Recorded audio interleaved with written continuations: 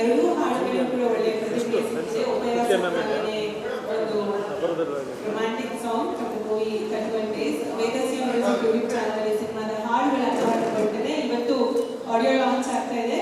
ವಿಶೇಷವಾಗಿ ಎರಡು ಹಾಡುಗಳನ್ನು ನಾವೆಲ್ಲರೂ ನೋಡ್ತಿದ್ದೇವೆ.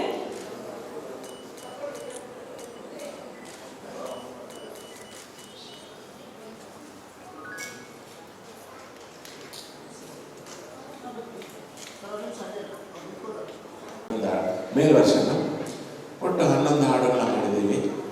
ಮೆಹಬೂಬ್ ಸಾಬ್ ಹಾಡಿದ್ದಾರೆ, ಆಮೇಲೆ ಪೃಥ್ವಿ ಭಟ್ ಹಾಡಿದ್ದಾರೆ, ಎಂ ಡಿ ಪಲ್ಲವಿ ಅವರು ಹಾಡಿದ್ದಾರೆ, ಚೇತನ್ ನಾಯ್ಕ ಹಾಡಿದ್ದಾರೆ, ದೇಸಿ ಮೋಹನ್ ಹಾಡಿದ್ದಾರೆ, ವಿಶಾಖ್ ನಾಗಲಾಪುರ ಈಗ ಬಂದಿದ್ದಾರೆ ಅವರು ಹಾಡಿದ್ದಾರೆ, ಆಮೇಲೆ ರವೀಂದ್ರ ಸರ್ಕಾರಿ ಅವರು ಹಾಡಿದ್ದಾರೆ, ಆಮೇಲೆ ಶ್ರೀಯಾ ಜೈನ್ ಹಾಡಿದ್ದಾರೆ,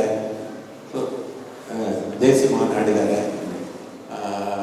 ಹೀಗೆ ಗಾಯಕರ ಅಭಿಷೇಕ್ MR ಅಭಿಷೇಕ್ ಇವರೆಲ್ಲ, ವಿಶಾಖ್ ನಾಗಲಾಪುರ, MR ಅಭಿಷೇಕ್, ಈ ದೇಸಿ ಮೋಹನ್ ಇವರೆಲ್ಲ ಕನ್ನಡದ ಅಚ್ಚ ಪ್ರತಿಭೆಗಳು.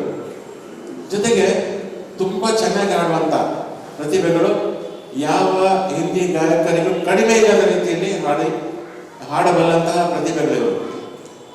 ಹಾಗಾಗಿ ನಾನು ಚಿತ್ರರಂಗದಲ್ಲಿ ಕೇಳೋದಿಷ್ಟೇ, ನೀವು ಅಲ್ಲಿ ಇಲ್ಲಿಂದ ಯಾಕೆ ಕರೆಸ್ತೀರಾ? ಇಲ್ಲೇ ಇದ್ದಾರಲ್ಲ ಒಳ್ಳೊಳ್ಳೆ ಪ್ರತಿಭೆಗಳು ಇಲ್ಲಿದ್ದಾರೆ. ಇದೇ ಚಿತ್ರಕ್ಕೆ ಆಡುವಂಥವ್ರು ಮೆಹಬೂಬ್ ಸಾಬ್ ಇದ್ದಾರೆ, ವಿಶಾಖ್ ನಾಗಲಾಪುರ ಇದ್ದಾರೆ, ಆಮೇಲೆ MR ಅಭಿಷೇಕ್ ಇದ್ದಾರೆ, ಆಮೇಲೆ ಹೆಣ್ಮಕ್ಳಲ್ಲೂ ಶ್ರೀಯಾ ಜೈನ್ ಇದ್ದಾರೆ, ಇವಾಗ ಸಾಕ್ಷಿ ಭಾಗವತ್ ಅಂತ ಬಂದಿದ್ದಾರೆ. ಅವರು ತುಂಬಾ ಚೆನ್ನಾಗಿ ಆಡ್ತಾರೆ. ಎದ್ದು ನಿಂತೆಲ್ಲ ಒಂದ್ಸಲ ಈ ಹುಡುಗಿ ತುಂಬಾ ಚೆನ್ನಾಗಿ ಭರವಸೆ ಇರುವಂತ ಗಾಯಕಿ. ಆಮೇಲೆ ಈಗ ಮೇಘನಾ ಜೋಶಿ ಕುಲಕರ್ಣಿ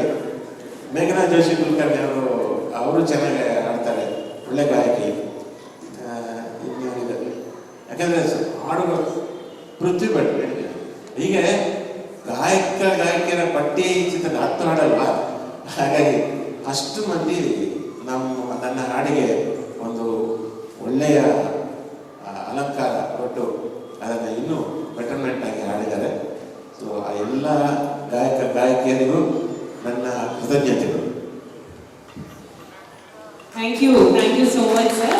ಸೊ ಒಂದು ಗ್ರೂಪ್ ಪಿಕ್ಚರ್ ಈಗಾಗಲೇ ನಮ್ಮ ಜಯಪ್ರಕಾಶ್ ಹೆಗ್ಡೆ ಅವರು, ಗುರುಕಿರಣ್ ಅವರು ಎಲ್ಲ ವಿಷಯಗಳು ಹೇಳಿದ್ದಾರೆ.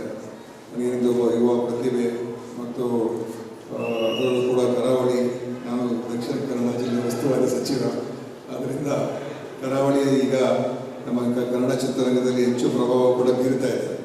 ಎಲ್ಲ ಅನೇಕ ಕಲಾವಿದರು, ನಿರ್ದೇಶಕರು, ಸಂಗೀತಗಾರರು, ಟೆಕ್ನಿಷಿಯನ್ಸು, ಅನೇಕ ಜನ ಆ ಭಾಗದವರು ಇವತ್ತು ಈ ಒಂದು ಚಿತ್ರರಂಗ ಕ್ಷೇತ್ರದಲ್ಲಿ ಬೆಳೀತಾ ಇರುವಂಥದ್ದು ಕೂಡ ಒಂದು ಒಳ್ಳೆಯ ಒಂದು ಸೂಚನೆ. ಯಾಕಂದರೆ ಆ ಭಾಗದಲ್ಲಿ ಸಂಸ್ಕೃತಿ ಮತ್ತು ನಮ್ಮ ಪಾರಂಪರಿಕ ಒಂದು ಕಲೆಗಳಿಗೆ ಇವತ್ತು ಕೂಡ ಒಂದು ಅತ್ಯಂತ ಹೆಚ್ಚು ಪ್ರಾಮುಖ್ಯತೆ ಇರುವಂಥ ಒಂದು ಪ್ರದೇಶ ಇವತ್ತು ಕನ್ನಡ ಚಿತ್ರರಂಗ. ಇದರಲ್ಲಿ ಒಂದು ರೀತಿ ಅನೇಕ ಒಂದು ಸವಾಲುಗಳು ಕೂಡ ಎದುರಿಸ್ತಾ ಇದೆ, ಇಲ್ಲ ಅಂತ ಹೇಳೋದಿಲ್ಲ.